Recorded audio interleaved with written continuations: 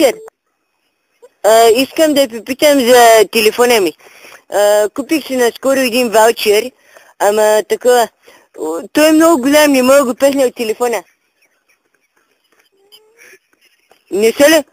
Сгъвах го на 4К, ама не ще да влезе. На 4К го... Сгъвах го на 4К, ама не ще да влезе от телефона. Аз мисля, че като фон картите. Не е ли тъй? Ами аз нямам парите от телефона, то в тази карта голямата има. Без пари ли там? Без пари ли там? Да, искам да питам къде са тези числа на телефона? Къде са числата? Да. Сега... Кои да кажа? Еми, то ни пише номер на него, бе. Има едно сиво тука.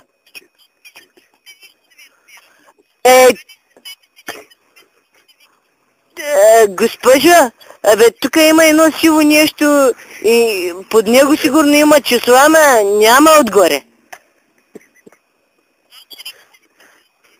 Да, жената и сега чакай, ще го донесе. Аре, Минче, дай валчера! Сега, един момент. Да, ето, готово.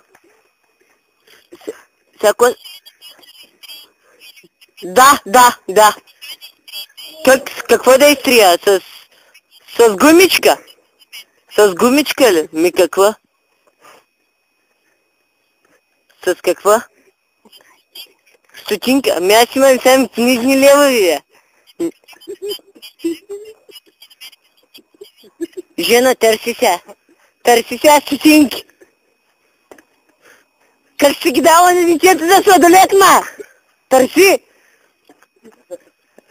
Ала? Друго с какво му е да изтрия?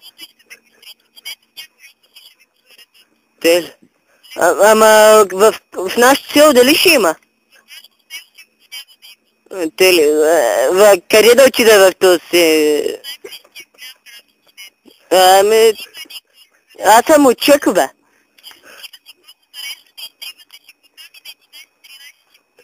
Да, добре. В кой град да отида? Вие от кой град сте там? Много сте далеч, аз не мога да дойда чак до там. Да? Аз взема една гумичка тук от детето ще изтрия. Такова. В Ямбол мога ли да отида там? Ало?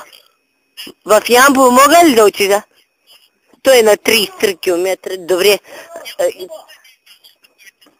Докъде другаде? Трябва да питам някой, дето разбира. Нали?